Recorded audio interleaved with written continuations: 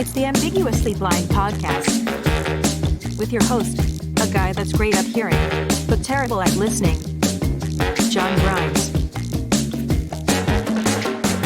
Hey, and welcome back into the Ambiguously Blind studio for a conversation with Sam Seavey, the host of the YouTube channel, The Blind Life, and a former assistive technology teacher.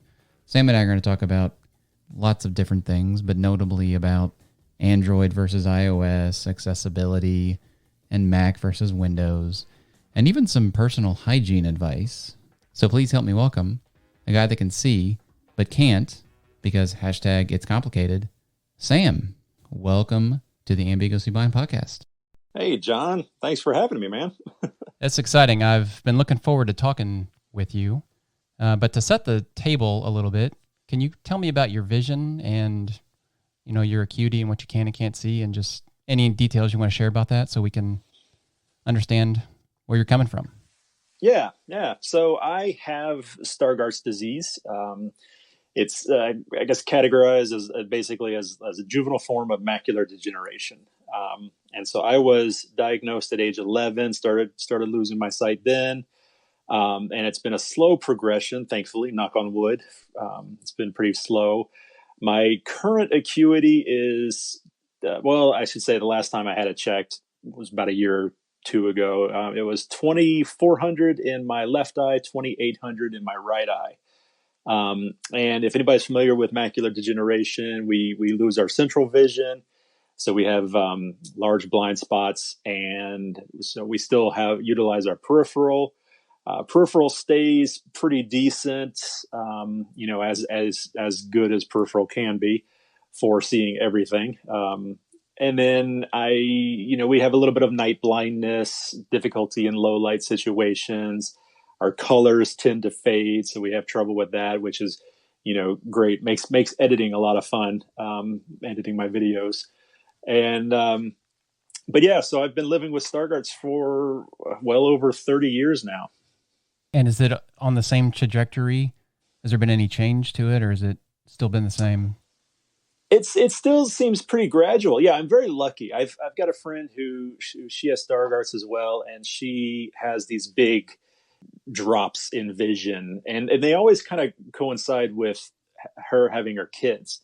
She has 3 kids, and she had these big changes around the same time, which confirms that children just ruin everything. Wow, yeah.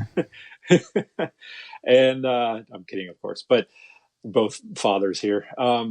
No, but so like I said, I'm pretty lucky. I think it's hard to tell, of course. It's one of those things where you just all of a sudden you think, I remember 5 years ago I could see this, and now I really can't.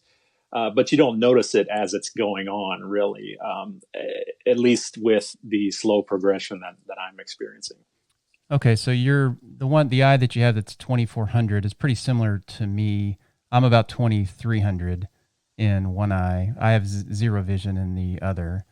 So okay. We're about the same, that eye there. Yeah. What's the most common misconception you get when you tell somebody that you're blind? Or I guess you would consider yourself visually impaired?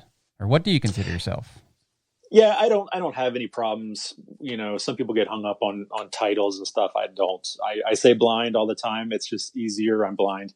Maybe I'm lazy. I don't want to do that many syllables. Visually impaired. I just say I'm blind. I figure if the government considers me legally blind, then I'm fine with calling myself blind too. Yeah. But I kind of it's interchangeable. Visually impaired, legally blind, sight impaired, partially sighted.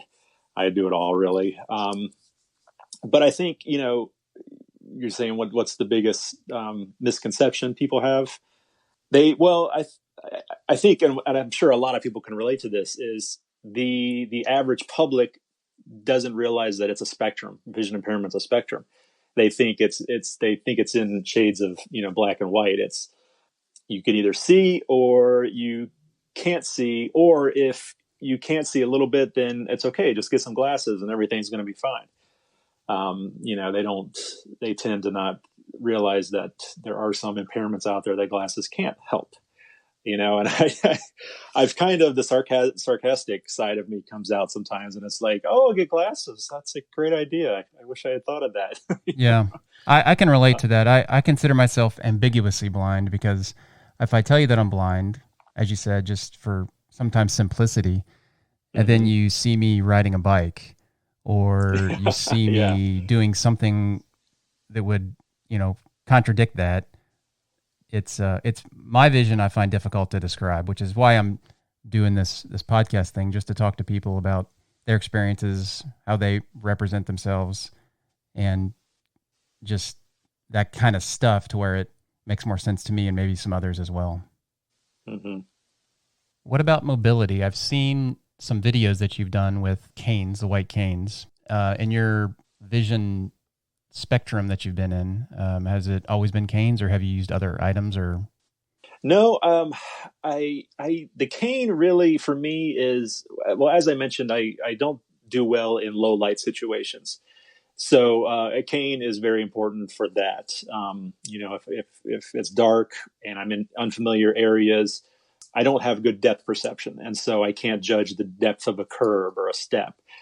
So I use the cane for that. But 99% of the time, it's just for identification.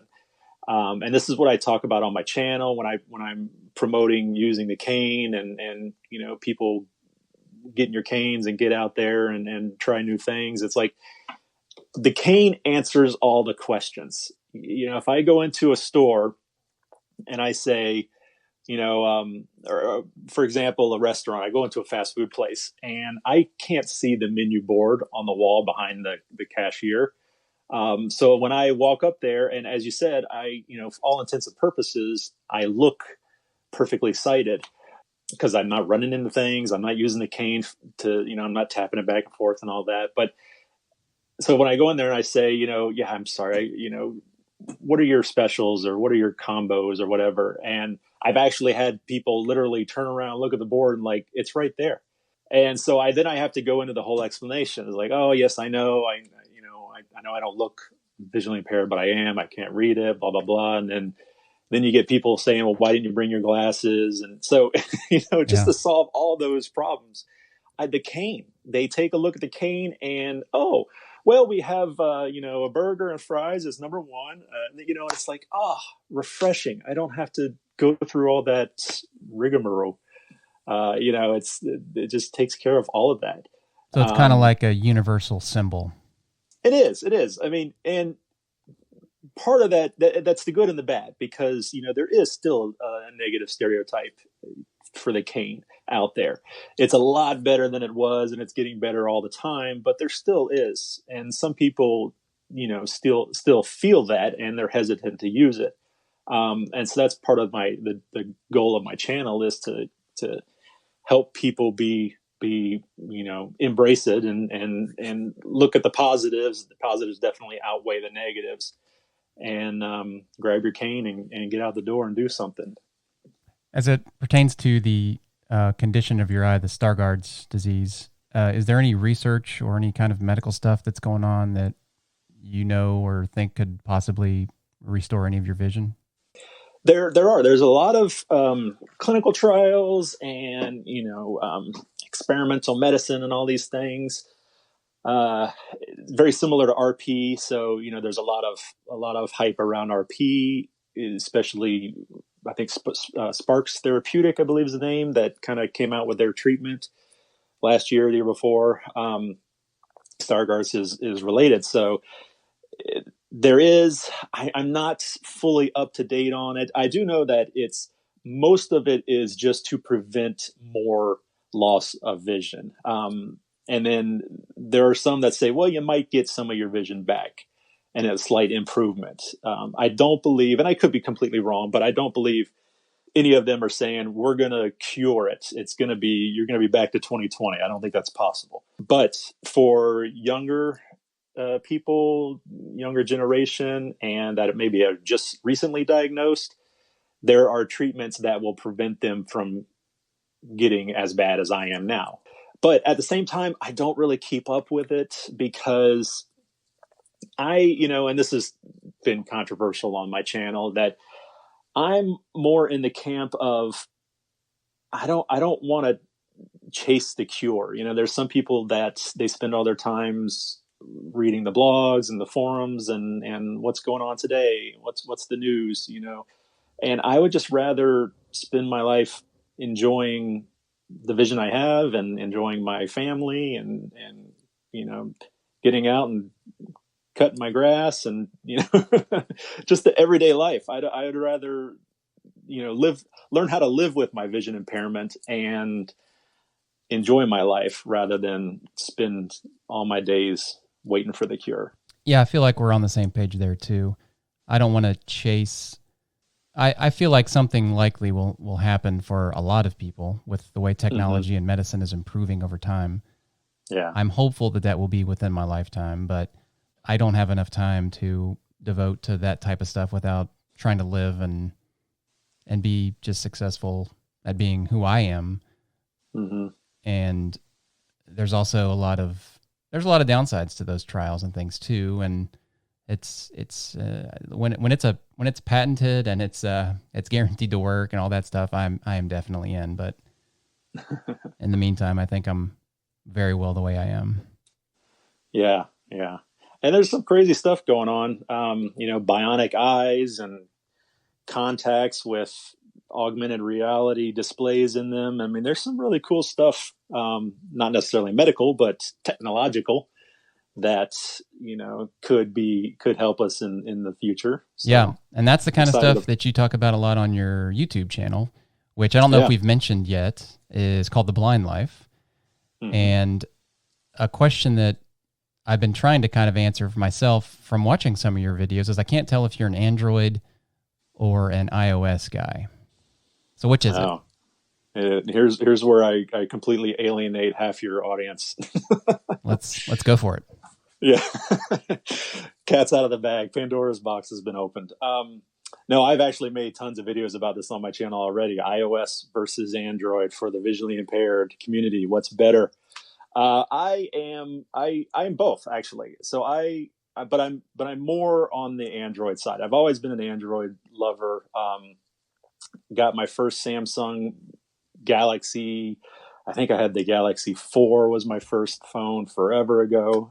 My first smartphone, and that's no secret on my channel. I've got a ton of Android videos and things, but we were talking a little bit before the show that, and I was telling you how I used to be an AT trainer. And so being a trainer, being a good trainer, you need to be proficient on all the different operating systems so that you can properly train your clients. You never know who's going to walk in that day, if they're going to want to learn how to use the Android or if they're going to want to learn how to use the iPad. So, you need to know how to use those. So I know how to use them both, how to use both operating systems. And then in November of last year, I went ahead and bought my first iPhone. And so I use an iPhone for my work or for my daily driver, and I use an Android phone for my work phone. But I tend to I use my Android more because maybe because I'm familiar, it's familiar. But there's still so many things on iOS that just frustrate me to no end. And I'm like, why can I not install a ringtone super easily and just download a ringtone and install it? And why do I have to jump through all these hoops to do this? And it just doesn't make sense to me. But I won't go off on too much of a tangent because I know you're an Apple guy. Well, I am an Apple guy, and I think Apple was first to the game for the visually impaired. For me, it was in 2009 with the 3GS. That was the first model that came loaded with VoiceOver. And I've really had no reason to go otherwise or go anywhere else. And I think a lot of that is that I'm so comfortable with it. It does appear to be so easy to me. Mm-hmm. And I don't have a big ringtone issue like what you're talking about. So I'm probably not as hardcore. Apple doesn't really let you hack their devices too much. So you got to pretty much use what they got. But for somebody that likes to tinker or change a lot of things, maybe Android is a better thing. What's it called in Android? Is it called TalkBack? TalkBack, yeah. Android's screen readers called TalkBack. Samsung, for some reason, has their own version, own screen reader. It's called Voice Assistant. So which one do you have a Samsung phone or device? Which one do you use? I kind of flip-flop. I use TalkBack mostly. If I'm doing something and TalkBack is giving me trouble, I'll jump over to Voice Assistant. But generally, if one isn't going to read it, neither of them are going to read it. So let me clarify, just so nobody out there completely hates me. I'll I'll give my reasoning for and when people ask what's the better operating system for visually impaired, what I always tell them is that it depends. There's a lot of different factors. I'm not a one or the other kind of person about anything. And I think that comes from doing so many tech reviews on my channel. I have to look at the thing objectively and, logically, and weigh the pros and cons of everything. So when I recommend a device, there's a lot of different factors that need to go into it. Budget is maybe not number one, but is definitely a huge one. A lot of people think, well, what should I get? And it's like, well, what can you afford? If you can't afford a $1,500 iPhone 11, then it doesn't matter. It doesn't matter how good it is. So budget is definitely it. But my philosophy is, if your vision is to a certain point, like for me, I'm still relying a lot on magnification and only a little bit on screen reading. So because of that, I lean towards Android, because Android, as you said, is very customizable. I can make the icons really big. I can make the font way bigger than, and it's also global, which is something that drives me crazy about iPhone. But I can also have this giant clock on my home screen. I can just customize it so that I can see it better a lot more. I also think Android has a better screen magnifier. It just seems to be more intuitive. It's pinch to zoom, all of this. But anyway, but if your vision is to a certain point where you're relying more on screen reading, I recommend iOS, because iOS still, even though Android's getting close, iOS still has a better screen reader. VoiceOver just works better. It's the best in the game. And it's less frustrating, I'll say that. Well, that's reassuring to me. I rely mostly on VoiceOver on the handheld devices, the iPhone, the iPad, and stuff. But on a computer, I use magnification way more than I do VoiceOver, just because the screen is so much bigger. Yeah. And I feel like, I don't know. I think what you just said is what I also think, is that, or what I have found, is that VoiceOver really is, even though it has its quirks and things, and there was just an update a couple days ago, and it messed a couple things up that I didn't want to mess up. So you got to fight through that type of stuff. But by and large, I think VoiceOver is phenomenal. Yeah. Well, and this iOS 14 update, they've upgraded. It got a pretty substantial upgrade, VoiceOver. In fact, my video coming out Saturday is talking about all the new accessibility updates in iOS 14, and I talk about VoiceOver and its VoiceOver recognition. Okay, so it seems to me like I've probably made a good choice for somebody that relies mostly on VoiceOver with Apple, but I really do want to try an Android device. I guess I just need to get one and play with it. I have no reason to have two phones, though, with two phone numbers or anything, or two phone services. So I guess I need to get a tablet. What would be the tablet, or I guess smartphone, you would recommend? I really like Samsung. I've always liked Samsung just because it has extra accessibility on top of Androids. Stock Androids accessibility options for vision aren't that great. I mean, TalkBack aside and magnifier aside, the font, large text, isn't that large on stock Android. You've got the basics like color inversion and things like that, but I mean, that's really about it. But Samsung adds in a bunch of other really helpful accessibility features, and like their large text is way bigger than stock Android's largest size. So I've always liked Samsung. I've tried a lot of them. I tried all of them really. As far as what to get, you really want to get something modern though. That's kind of the thing is if you get an older device, it's kind of a catch-22. It's, if you want to save money, you get an older device, but an older device isn't going to have the newest and latest accessibility. It might have it on there, but it may not have the processing power to support it. And then your experience is going to be frustrating because it's slow and sluggish and things like that. So, but Samsung's got some good tablets out right now.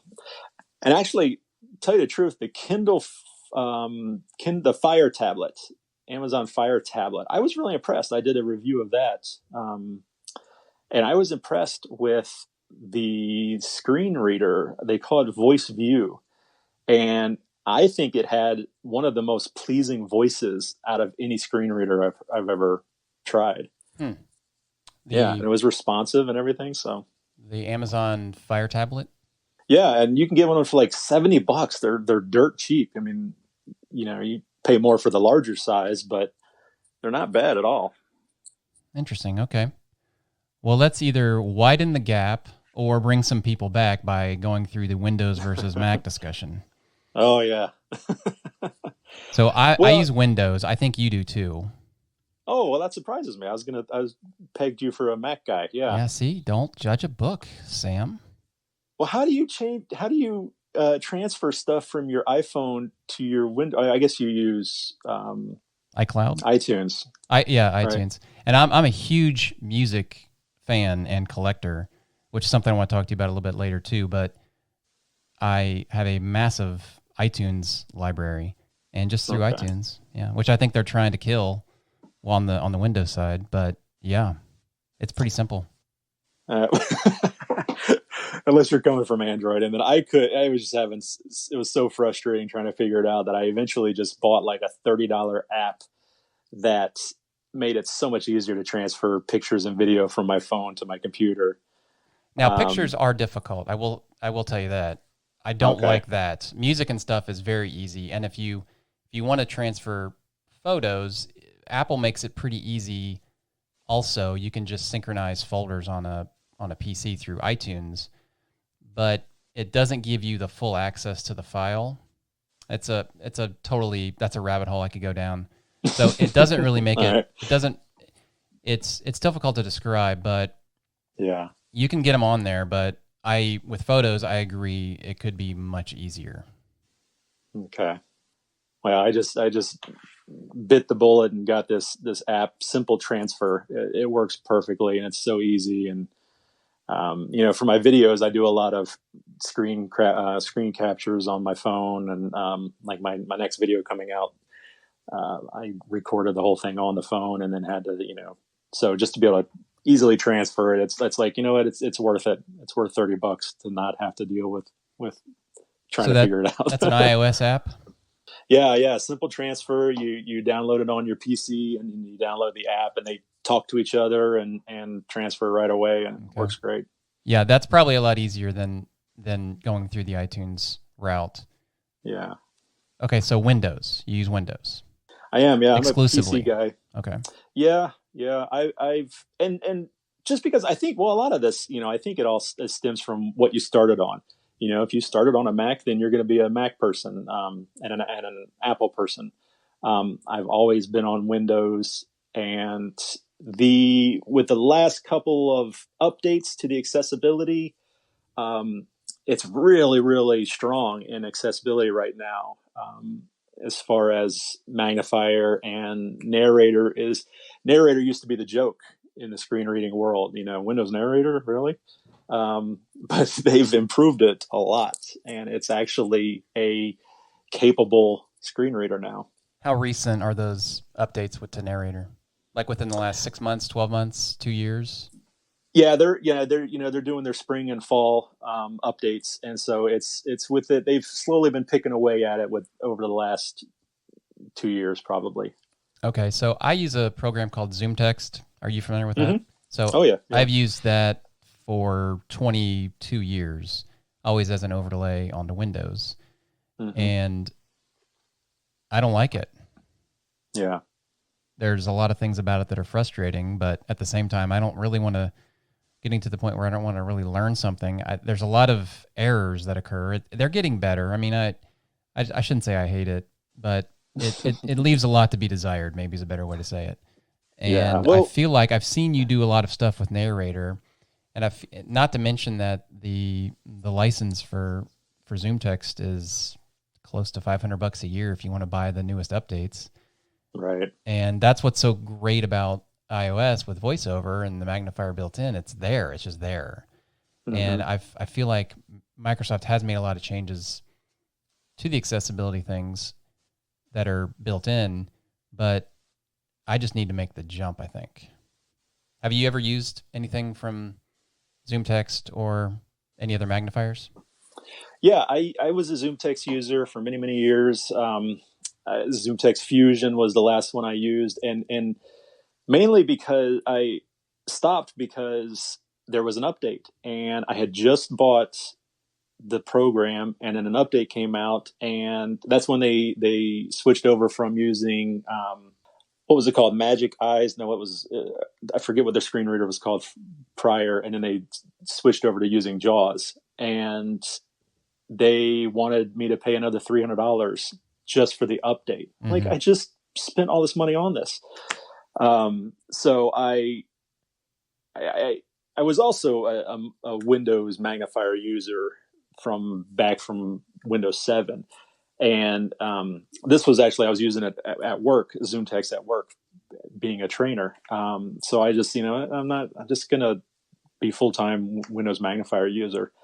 And they've improved that a ton. They've got speech included into Windows Magnifier now, so I can be magnified. If there's a section of text I need to read, I want read out to me, I can just click a button and it will read it line by line, or read the whole section. Or they've got the edge shading or edge smoothing on the Windows Magnifier now. They've included different colored cursors.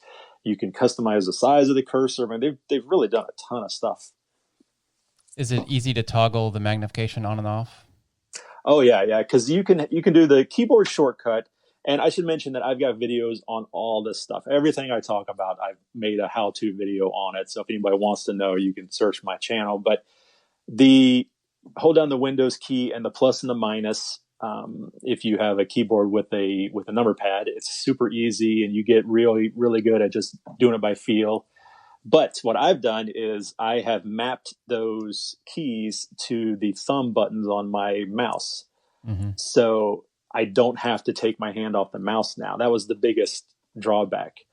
I'd have to slow down your productivity if you have to take your hand off the mouse to zoom in and zoom out on the keyboard. So now I don't do that. I just click, click, click, zoom in, click, click, click, zoom out. It's really, really cool. Yeah, I need to try that, and narrator and magnifier. The thing that frustrates me with ZoomText, they've come a long way, but a few years ago they changed the I use a lot of the keyboard shortcuts, and they changed the main key for shortcuts is the caps lock key. And that's fine when ZoomText is on, because it doesn't register the caps lock. Windows doesn't see it until it's off, until ZoomText is off, kind of thing. So yeah, basically I get caught in this loop where my caps lock is on half the time and I don't know, and I'm constantly, and you got to hit the caps lock key twice to turn it off, and to turn caps lock off, and it is a whip. It's a whip. I fight through it every day, and that will be the reason I leave ZoomText. That right there. Well, and ZoomText is a very heavy program, very graphically heavy. So I would not be able to use it, with my editing software, and I use DaVinci Resolve as my editor, and I use Adobe After Effects for my motion graphics. I wouldn't be able to use, and sometimes I have these things all open at the same time. And if ZoomText was running, it would be like trying to wade through molasses. Okay, so other than the smartphone, what is the best piece of technology you've reviewed or that you use on a daily basis? Oh, other than the smartphone, because that's usually my default answer. Yeah, that's mine as well. Can I say the computer? No, that's kind of a cop out. That I've reviewed. Well, see, I tend not to try and like play favorites. There's certain devices. So the wearable devices tend to be really hot right now in the world of AT, and they're great. And the VR style using the Samsung Gear VR and Samsung phone tend to be the best that works for me. So I've tried all of them, and that style, that combination of hardware tends to work the best for me. And there's several out there on the market that are using it. So I guess I'd say that. In fact, I just talked to a little boy. I'm pretty excited. Talked to a little boy named Owen, who lives down in Florida, and he has Stargardts just like I do, and he has his own YouTube channel. Give him a shout out, Outdoors with Owen. He has a fishing channel, and he's amazing, really. I think he's in 6th grade, so pretty young, and I think he just started 6th grade, and he is amazing. His knowledge about fishing is incredible, but he's struggling. He's a young guy, and he's visually impaired, and you probably, I don't know, what age were you when you were started losing your sight? Or I was 19. I lost mine basically overnight. Okay. I didn't have any warning on mine. Okay.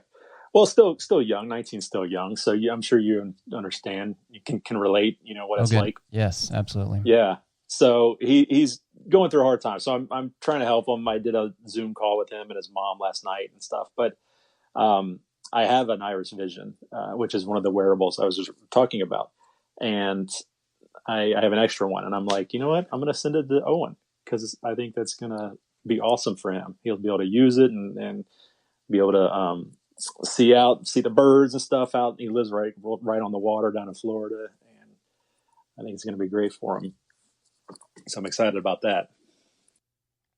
All right, let's go the other direction. What's the best piece of low-tech gear you have? And I should say, like I've seen on a video you've done, the flashlight, where you drop something on the ground, you just get down there with the flashlight and pan around for it, and it oftentimes will magically appear. Yeah. That's genius. Yeah. Well, and see, it's like that's the main focus of my channel is teaching people these little tips and tricks that, unless you're living in the visually impaired world, you maybe don't realize these things. And if you're new to the world, no one's ever told you these things. So that's the goal of the channel, is to share these little tidbits of knowledge, these little blind life hacks.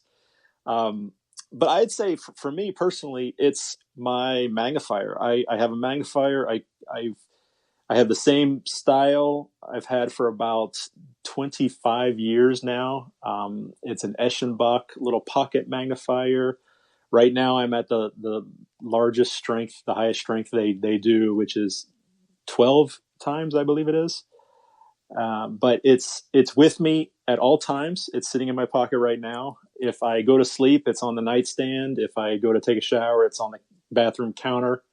It's always within reach. And if I leave the house, I never leave the house because I have extras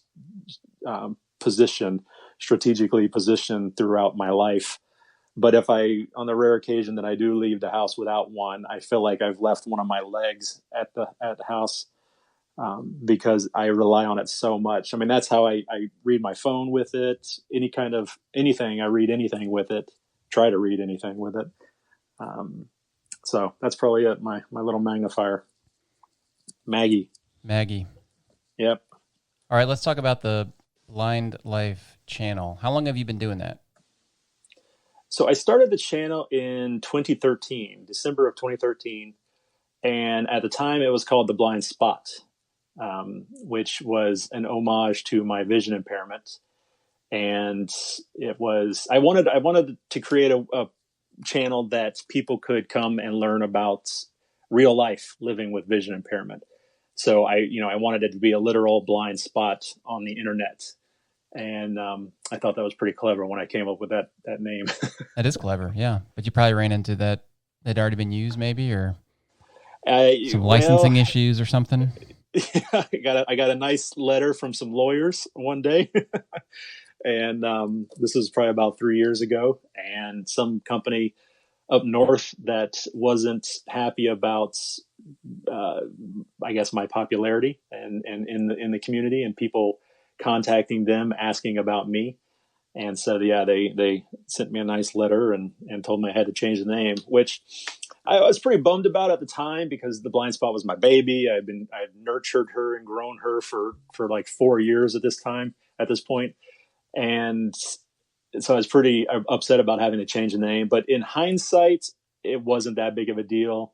And I think, looking back, I think the new name fits the channel better anyway, fits the theme of the channel. What's the coolest thing about creating on YouTube? It's definitely the community. It's interacting with, I grew up, my sister's visually impaired too. She has the same eye condition I do.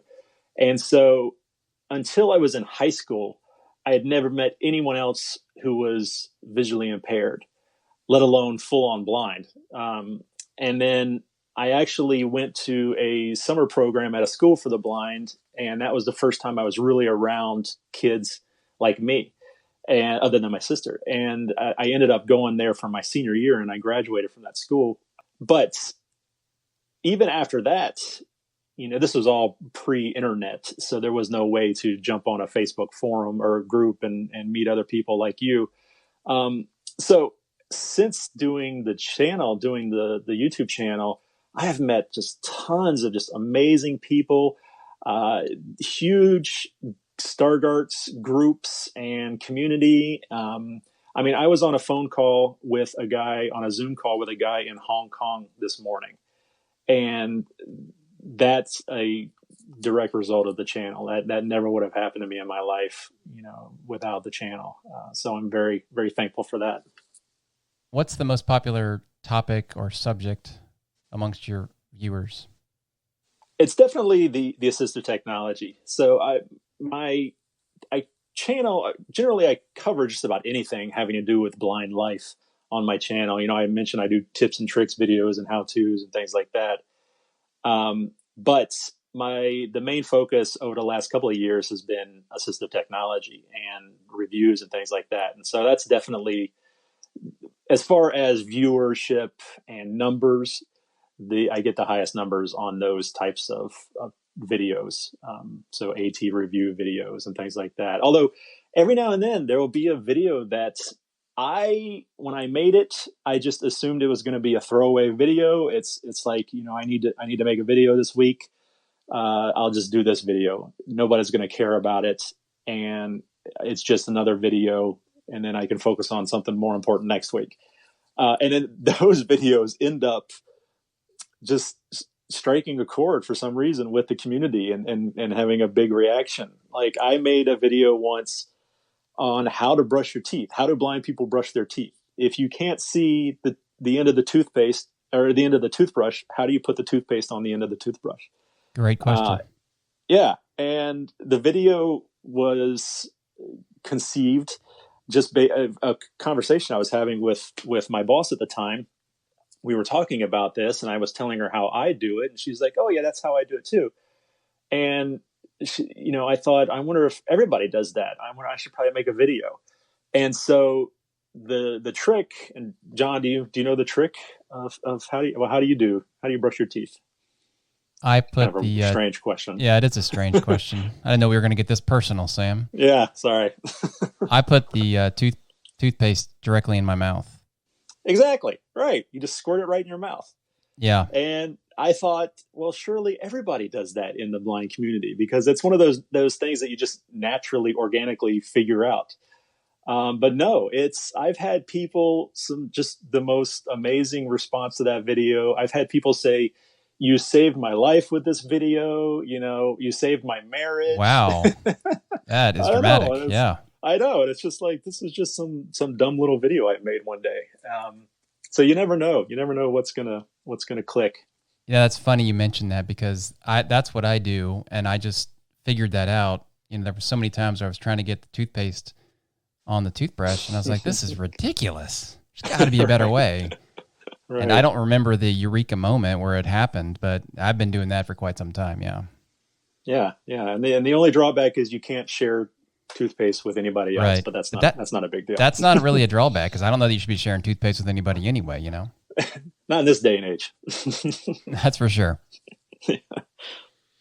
Okay, well, there were really two things, other than all the reviews and the Windows and the Android stuff, that I was intrigued by you. There was really one video in particular, and then some of your merch that really drew me to you. I was like, man, I want to talk to this guy. So the video that drew me to you was the Sound of Silence video. I mentioned that I'm a huge fan of music, and I like Simon and Garfunkel. I mean, I have that album, actually. Wednesday morning, 3 a.m. is where that song comes from. Mm-hmm. Share that story briefly with the audience. Yeah, so the way this came about was just a viewer sent me an email and said, I thought you might be interested in this article. Thought it was really cool, and you might want to share it with your audience. And oftentimes, if I think it's a good idea that will resonate, I will. And this was one of those times. But basically, the article was from the Sandy Sanford, I think was the gentleman's name, who is a college friend of Art Garfunkel's roommates. And they, I think the way the story goes is shortly after they became roommates, Sandy started to lose his vision. And so the song is inspired, I guess loosely inspired by this relationship between Art Garfunkel and his roommate, Sandy, and how Art used to take care of him, basically, help him out, walk him to class, all of this. And so Art would refer to himself as the darkness. And he would say things like, the darkness is here to read to you, and things like that. And so that's where the iconic line, "Hello, darkness, my old friend," apparently came from. Now, I've had some people in the comments kind of argue it, saying that Simon came up with it all by himself. But, this was the article. This was this gentleman's memoir. So, who's to know? It's still a nice story, I think, though. Yeah, it's really cool. And I've gone back and listened to that song many times since seeing that video, which we should note is no longer available. And I got to tell you, Sam, you're not doing it right if you're not getting copyright notices occasionally, right, on YouTube. You got to change your name, you got to take some things down, but you're not doing things right if you don't bump into a few of those situations over time, right? I'm not a true YouTuber if I don't get in trouble. I've been pretty good. I've only gotten one once before, and so I got a copyright claim. It wasn't even a strike; it was a claim. And they gave me some options on what I could do. I could mute the music, which wasn't possible, and some other things. But ultimately, the video had been up for a week and had already been viewed well over 1,000 times. And, my videos tend to kind of plateau after that. So I figured enough people had seen it. The easiest thing would just be to take it down. I didn't have the video monetized anyway, originally, because, I didn't want to, it didn't feel right to monetize something like that. So I was like, I'll just take it down. And I am going to re-upload it this time without the music playing in the background. And it wasn't even the actual song, like the official song. It was a cover that someone else on YouTube had done. So I thought I'd be okay. I thought I'd squeak under the radar there, but it was just an instrumental version, I think, too, wasn't it? Yeah, it's beautiful. And I even gave credit in the description for the video. Brooklyn Duo. They've got some amazing music videos. So, but I guess it wasn't enough. Well, the other thing was I was scrolling through your channel, I saw your merch, and I saw the shirt. I can see, but I can't see. And I thought, man, that describes me so well. I think that's a genius T-shirt. How'd you come up with that? I didn't. That wasn't my design. That wasn't my. I didn't come up with the saying. I saw it somewhere on Facebook. Someone said it forever ago, and it just kind of stuck with me. And I thought, what, that would make a great shirt. And so, it's definitely my most popular shirt, and because it says I can see, but I can't. And then underneath it says hashtag it's complicated.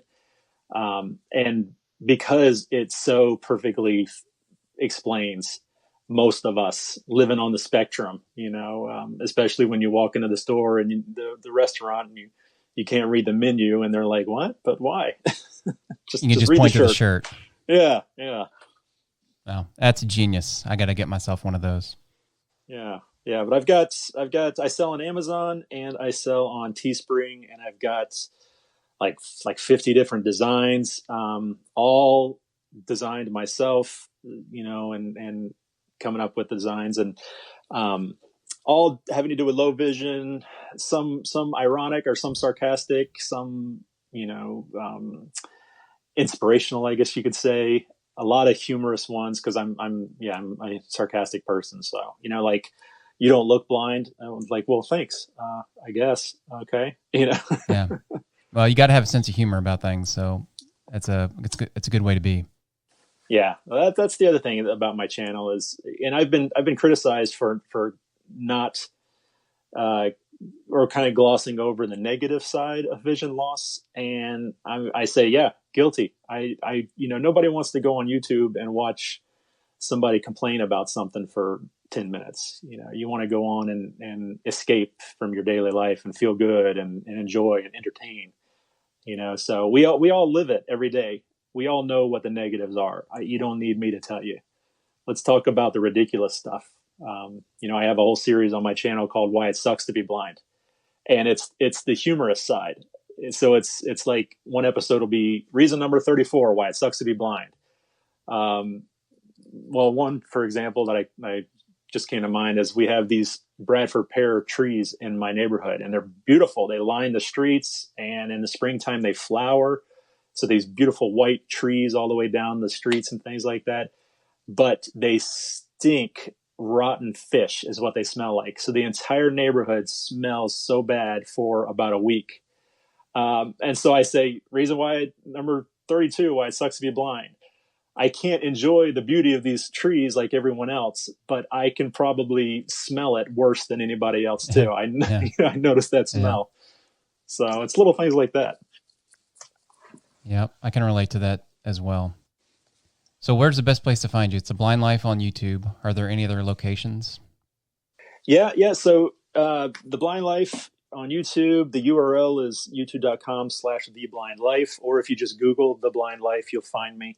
And then everywhere else, it's The Blind Life Sam. So Facebook, Twitter, Instagram, and also my email is theblindlifesam@gmail.com. And I'm very, very soon we'll have my website finished, which will be the culmination of all my stuff will be right there. Awesome. Look forward to that. Sam, thanks for visiting with us. John, it was my pleasure. Had a lot of fun. Thanks for spending time with the Ambiguously Blind podcast. Please rate and write a review wherever you subscribe. And for a complete transcript of this episode, connect and share with us at ambiguouslyblind.com.